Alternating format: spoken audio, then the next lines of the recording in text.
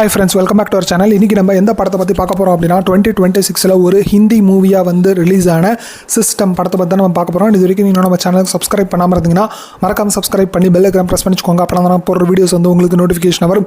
And இந்த படம் வந்து அமேசான் பிரைமில் தமிழ் டப்பிங்கோட அவைலபிளாக இருக்குது. ஸோ இது வரைக்கும் நீங்கள் இன்னும் பார்க்கல அப்படின்னா பார்த்துட்டு எப்படி இருக்குது அப்படிங்கிற மறக்காம கமெண்ட்ஸ் சொல்லுங்கள். பார்த்துருந்தீங்கன்னா உங்களோட ஒப்பீனியன் என்ன அப்படிங்கிறதே மறக்காம கமெண்ட்ஸ் சொல்லுங்கள். ஸோ வாங்க இப்போ இந்த படம் வந்து எப்படி இருக்குது அப்படிங்கிறத நம்ம பார்த்துலாம். அண்ட் அதுக்கு முன்னாடி இந்த படத்துக்கான கதை என்ன அப்படிங்கிறது நம்ம லைட்டாக பார்த்தலாம்.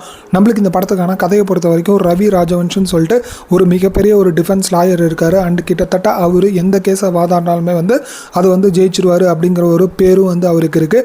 அண்ட் அவரோட லா ஃபேம் வந்து ஆரம்பித்து கிட்டத்தட்ட 25 வருஷம் ஆகுது அப்படிங்கிறது மாதிரி ஒரு செலிப்ரேஷன் வந்து அவங்க வந்து பண்ணிக்கிட்டு இருக்காங்க. ஸோ இப்படி இருக்கிறப்ப தான் வந்து நம்மளுக்கு ரவி ராஜவன்ஷியோட பொண்ணான நேகா ராஜவன்ஷியை வந்து காமிக்கிறாங்க. ஸோ அவங்க வந்து ஒரு ஜூனியர் லாயராக இருக்காங்க. அண்ட் கிட்டத்தட்ட வந்து ஃபர்ஸ்ட் கேஸே வந்து கிராக் பண்ணி ஜெயிக்கிறதுக்கு அவங்க போராடிட்டு இருக்காங்க அப்படிங்கிறதும் நம்மளுக்கு காமிக்கப்படுது. ஸோ இப்படி இருக்கிறப்ப தான் வந்து ரவி ராஜவன்ஷி வந்து ஒரு ஆஃபர் பண்ணுறாரு. என்ன அப்படின்னா, இந்த மாதிரி நேகா ராஜவன்ஷிட்ட ஒரு 10 கேஸ் வந்து நீ தொடர்ந்து பப்ளிக் ப்ராசிக்யூட்டராக வந்து ஜெயிச்சிட்ட அப்படின்னா நீ என்னோட ஃபார்மில் வந்து ஜாயின் பண்ணிக்கலாம் அப்படிங்கிற மாதிரியான ஒரு ஆஃபர் கொடுக்குறாரு. ஏன் அப்படின்னா, ரவி ராஜவன்ஷிக்கு வந்து ஒரு எண்ணம் இருக்குது. என்ன அப்படின்னா, தன்னோட பொண்ணு அப்படிங்கிற ஒரு காரணத்துக்காகவே வந்து அந்த ஃபார்மில் வந்து நீ ஜாயின் பண்ணக்கூடாது. ஸோ அதனால் அந்த பட்ட கஷ்டங்கள்லாம் என்னென்ன அண்ட் அதை வந்து எப்படி வந்து ஓவர் கம் பண்ணணும் அப்படிங்கிற விஷயம்லாம் வந்து நீயும் கற்றுக்கணும் அப்படிங்கிறதுக்காக அவர் வந்து இந்த மாதிரியான ஒரு ஆஃபர் வந்து நேகா ராஜவன்ஷிக்கு வந்து வைக்கிறாங்க. அண்ட் அவங்களும் நேகா ராஜவன்ஷி வந்து கண்டிப்பாக வந்து நான் இந்த ஆஃபர் வந்து ஏற்றுக்கிறேன். ஸோ இதை வந்து நான் சவாலாகவே எடுத்துக்கிட்டு நான் வந்து தொடர்ந்து 10 கேஸை வந்து ஜெயிச்சு காட்டுறேன் அப்படிங்கிற மாதிரி இவங்களே வந்து பப்ளிக் ப்ராசிக்யூட்டராக வந்து எல்லா 10 கேஸையும் வந்து ஜெயிக்கிறதுக்காக இவங்களே களத்தில் இறங்குறாங்க. அதுக்கப்புறம் என்ன நடக்குது, ஸோ இவங்க வாதாடுற கேஸ்லாம் என்னென்ன அண்ட் அதை இவங்க எப்படி வந்து ஸ்ட்ரகிள் பண்ணி ஜெயிக்கிறாங்க. அண்ட் அப்படி ஜெயிக்கிறப்ப ஜோதிகா வந்து ஒரு சில கேஸுக்கு வந்து ஹெல்ப் பண்ணுவாங்க. ஸோ அவங்க ஏன் வந்து ஹெல்ப் பண்ணுறாங்க அப்படிங்கிறதெல்லாம் நீங்கள் இந்த படம் பார்த்தீங்கன்னா உங்களுக்கே புரியும். அண்ட் ஜோதிகா யார் அண்ட் இதுக்கும் இந்த கேஸுக்கெல்லாம் வந்து இவங்களுக்கும் என்ன சம்மந்தம் அப்படிங்கிறதெல்லாம் நீங்கள் இந்த படம் பார்த்தீங்கன்னா உங்களுக்கே புரியும். ஸோ இப்படி இருக்கிறப்ப தான் கிட்டத்தட்ட 9 கேஸை வந்து நேகா ராஜவன்ஷி வந்து ஜெயிச்சிருவாங்க. அண்ட் 10வது கேஸ் வரப்போ தான் வந்து ஒரு மிகப்பெரிய ஒரு சர்ப்ரைஸ் வந்து அவங்களுக்கு காத்துட்டு இருந்தது. என்ன அப்படின்னா, அவங்களோட அப்பாவே வந்து எதிர்த்து வாதாடுற மாதிரியான ஒரு கேஸை வந்து இவங்களுக்கு அமையுது.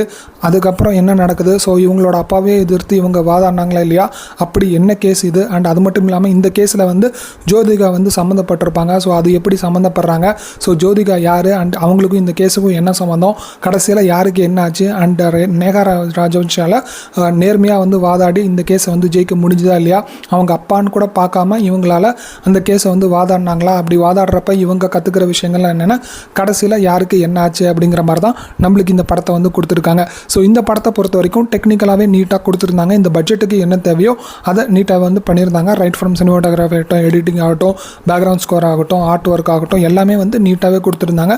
அண்ட் குறிப்பாக வந்து அந்த கோர்ட் ரூமுக்கான அந்த ஒரு காட்சிகள் வந்து நீட்டாகவே வந்து அமைச்சிருந்தாங்க அப்படிங்கிறதுல எந்த ஒரு சந்தேகமும் இல்லை.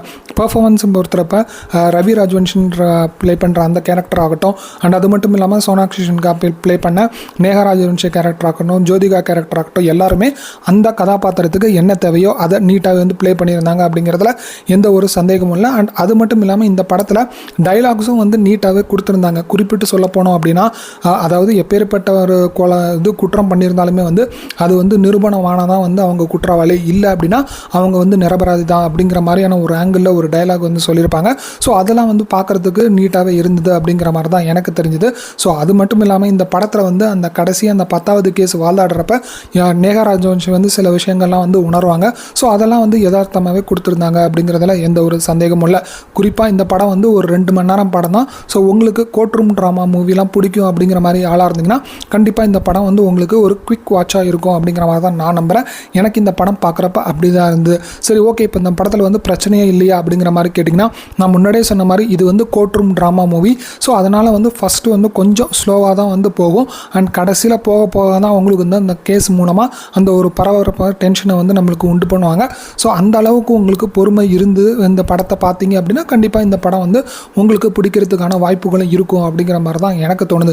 ஆஸ் அ நியூட்ரல் ஃபேனாக இருந்தீங்க அப்படின்னா உங்களுக்கு இந்த முன்னாடியே சொன்ன மாதிரி அந்த கோர்ட் ரூம் ட்ராமா மூவிலாம் பிடிக்கிற மாதிரி ஆளாக இருந்தீங்கன்னா கண்டிப்பாக இந்த படம் வந்து ஒரு தடவை பார்க்கலாம் அப்படிங்கிற மாதிரி தான் நான் சொல்லுவேன். மஸ்ட் வாட்ச் அப்படிங்கிற மாதிரி ரெக்கமெண்ட் பண்ண முடியாது. பட் இருந்தாலும் ஒரு ஒன் டைம் வாட்சபிள் அப்படிங்கிற மாதிரி தான் எனக்கு தோணுது இந்த படத்தை பொறுத்த வரைக்கும். அண்ட் அது மட்டும் இல்லாமல் இந்த படத்தை வந்து கொஞ்சம் லாஜிக்லாம் வந்து விட்டுட்டு பார்த்தீங்க அப்படின்னா மேபி இந்த படம் உங்களுக்கு பெட்டராக ஃபீல் ஆகும் அப்படிங்கிற மாதிரி தான் எனக்கு தோணுது. ஏன்னா கொஞ்சம் வந்து லாஜிக் மிஸ்டேக்ஸ் அங்கங்கே வந்து கொடுத்து கொடுத்துருப்பாங்க. ஸோ அதை மேபி ஸ்க்ரீன் பிளேல இன்னும் கொஞ்சம் வந்து அவங்க கவனம் செலுத்திருந்தாங்க அப்படின்னா இந்த படம் இன்னுமே பார்க்குறதுக்கு இன்ட்ரெஸ்டிங்காகவும் கிரிப்பிங்காகவும் இருந்திருக்குமோ அப்படிங்கிற மாதிரி தான் எனக்கு தோணுது. நான் ஏன் சொல்கிறேங்கிறது இந்த படம் பார்த்திங்கன்னா உங்களுக்கே புரியும். எனக்கு இந்த படம் வந்து எப்படி இருந்ததுன்னு கேட்டிங்கன்னா, இது வந்து எனக்கு ஒரு ஆவரேஜான ஒரு மூவியாக தான் எனக்கு இருந்தது. நீங்கள் பார்த்துருந்தீங்கன்னா உங்களுக்கு எப்படி இருந்தது அப்படிங்கிறத மறக்காமல் கமெண்ட்ஸ் சொல்லுங்கள். அண்ட் அது மட்டும் இல்லாமல் நான் முன்னாடி சொன்ன மாதிரி கண்டிப்பாக உங்களுக்கு கோர்ட் ரூம் ட்ராமா மூவிலாம் விரும்பி பார்க்கக்கூடிய ஒரு ஆளாக இருந்தீங்கன்னா கண்டிப்பாக இந்த படத்தை வந்து ஒரு தடவை பார்க்கலாம் அப்படிங்கிற மாதிரி தான் நான் சொல்லுவேன். நீங்கள் பார்த்துட்டு எப்படி இருந்தது அப்படிங்கிறத மறக்காமல் கமெண்ட்ஸ் சொல்லுங்கள். அவ்வளோதான் ஃப்ரெண்ட்ஸ் இந்த வீடியோ பிடிச்சிருந்ததுன்னா லைக் பண்ணி ஷேர் பண்ணி கமெண்ட் பண்ணுங்கள். மறக்காமல் நம்ம சேனலுக்கு சப்ஸ்கிரைப் பண்ணாமல் இருந்தீங்கன்னா சப்ஸ்கிரைப் பண்ணி பெல் ஐக்கனை ப்ரெஸ் பண்ணி வச்சுக்கோங்க. அப்போ தான் நான் போடுற வீடியோஸ் வந்து உங்களுக்கு நோட்டிஃபிகேஷனாக வரும். Thank you friends. தேங்க்ஸ் ஃபார் வாட்சிங் திஸ் வீடியோ. பாய்.